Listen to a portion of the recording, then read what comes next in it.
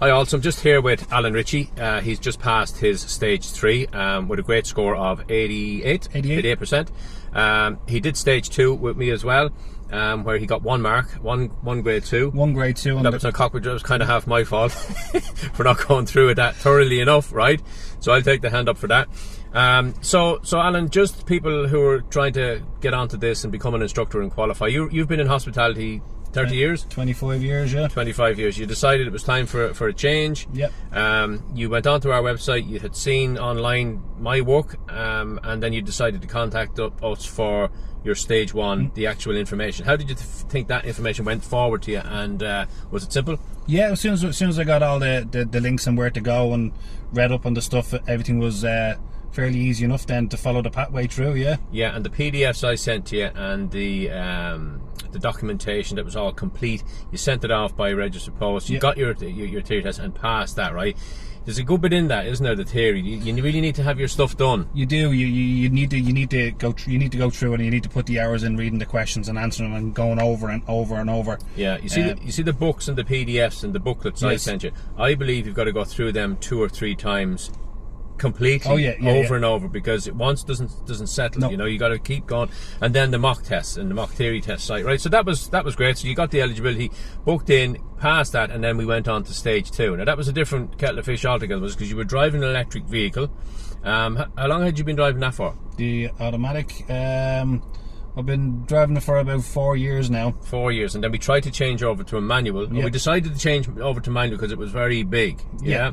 So we did that, and I suppose the lessons stood you well, because we needed it to try and change your driving a little bit to suit what was going to be needed on that test. How do you think them lessons went?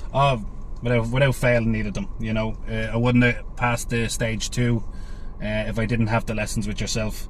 And going through that, and that fine driving that you need to pass it, and the exactness of what we were trying to do. Now I was I'm not easy on people, but because I want it done a particular way, as you know, and that's the right, because it proves you got 1 mark. Oh yeah, sure. When we were out in the car for the manual car for the first time, oh Lord, you had to pull me in, and you were like, "Where's this? What's going on here?" Like, I was nearly going, Alan, listen, let's go back, let's go to the pub even. But anyway, so we got you there, got 1 mark, right? And then it was stage 3, and the way we do with stage 3 is get you 60-70% ready.